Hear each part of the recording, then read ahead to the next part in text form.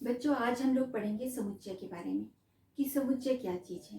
तो समुच्चय होता है संग्रह किसी वस्तु का, अक्षरों का, संख्याओं का, नामों का, भारत की नदियों का, किसी भी चीज का जो संग्रह होता है। लेकिन संग्रह जो है वो होना सुपरिभाषित होना चाहिए। माने ये हमें निश्चित तौर पे हम कह सकते हैं कि कोई चीज उस संग्रह का सदस्य होगा या नहीं।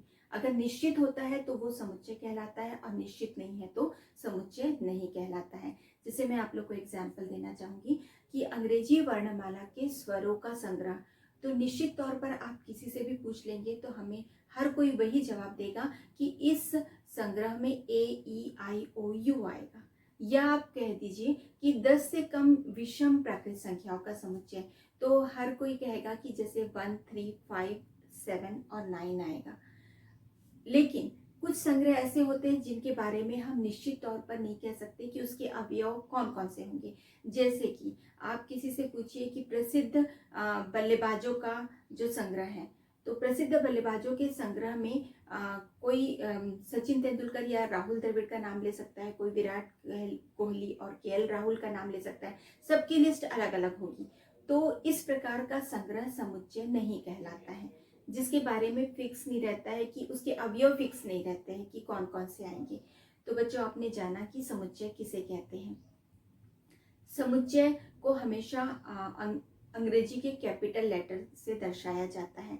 जैसे प्राकृत संख्या के समुच्चय को हम कहते हैं n से दर्शाते हैं, और पूर्णांक संख्या के समुच्चय को z से दर्शाते हैं, परिमेय संख्या के समुच्चय को q से दर्शाते हैं, और वास्तविक संख्याओं के समुच्चय को r से दर्शाते हैं। इस प्रकार से कभी भी हम नहीं कहेंगे कि प्राकृत संख्याओं का समुच्चय स्मॉल n होगा या जो परिमेय संख्या का समुच्चय स्मॉल q होगा। इस प्रकार से हम समुच्चय का नाम कभी भी स्मॉल लेटर में नहीं लिखते, हमेशा कैपिटल लेटर में लिखते हैं।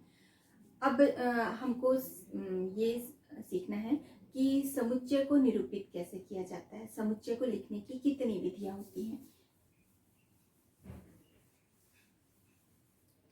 तो समुच्चय को लिखने की 2 विधियां होती है या इसके 2 रूप होते हैं।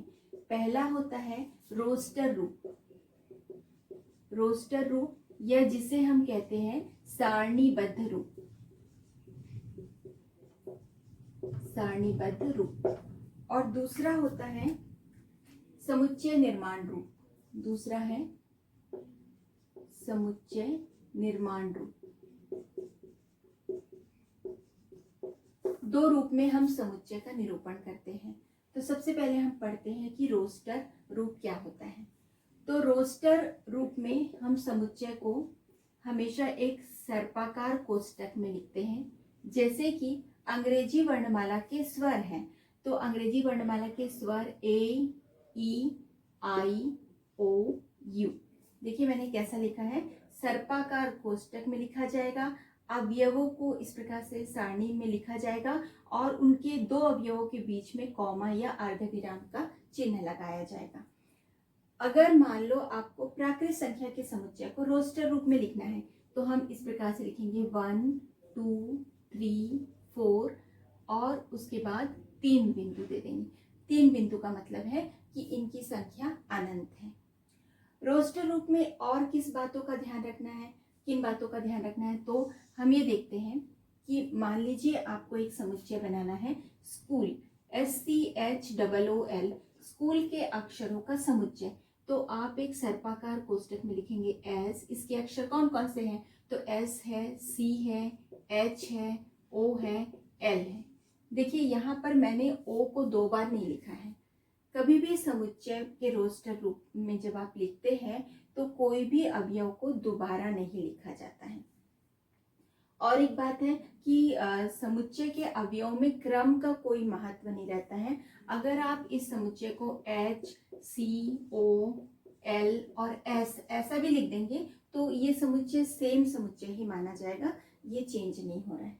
तो आपने देखा बच्चों कि जो रोस्टर रूप में किस प्रकार से समुच्चय को निरूपित किया जाता है। अब इसके बाद हम पढ़ेंगे कि समुच्चय निर्माण रूप क्या होता है।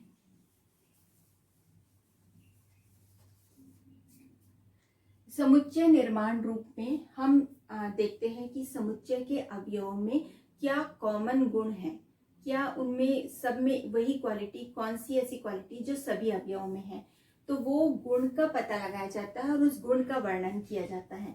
जैसे कि मान लीजिए हमारे पास अंग्रेजी वर्णमाला के स्वर ए, ई, आई, ओ, यू है। अब मुझे इसे समुच्चय निर्माण रूप में लिखना है, तो मैं किस प्रकार से लिखूंगी कि समुच्चय है एक्स का, जहां एक्स अंग्रेजी वर्णमाला का एक स्वर है, का एक स्वर है। इस प्रकार से मैं लिख सकती हूँ इसे। और कुछ और एग्जाम्पल लेते हैं। ये फर्स्ट एग्जाम्पल है। सेकंड एग्जाम्पल मैं लेती हूँ। जैसे कि मान लीजिए हमारे पास एक समुच्चय, मान लीजिए ये ए बराबर है, ये ए लिख दिया, बी बराबर है 2, 4, 8, 16, 32। मान लीजिए कि ये समुच्चय का रोस्टर रूप है और हमें इसे लिखना है समुच्चय निर्माण रूप में। तो इसमें हम देखेंगे कि क्या क्वालिटी। तो मैं यहाँ देख रही हूँ ये 2 की घात 1 है, 2 की घात 2, 2 की घात 3, 2 की घात 4, 2 की घात 5 है। तो 2 की घात 1 से लेकर 5 तक है। तो मैं इसे इस प्रकार से लिखूंगी कि x बी समुच्चय है सभी x का, जहां x बराबर है 2 की घात n। n क्या चीज है? तो n एक प्राकृत संख्या है। प्राकृत संख्या 1 2 3 4 से स्टार्ट होती है और इसकी लिमिट क्या है? n जो है वो 1 से बड़ा या बराबर है और 5 से छोटा या बराबर है। जब आप इतना लिख देते हैं तो आपको समझ में आता है कि n 1 2 3 4 5 है और x बराबर 2 की घात 1, 2 की घात 2, 2 की घात 3, 2 की घात 4 और 2 की घात 5 है। तो इस प्रकार से लिखा जाना ये कहलाता है समुच्चय निर्माण रूप। एक और एग्जाम्पल हम ले सकते हैं।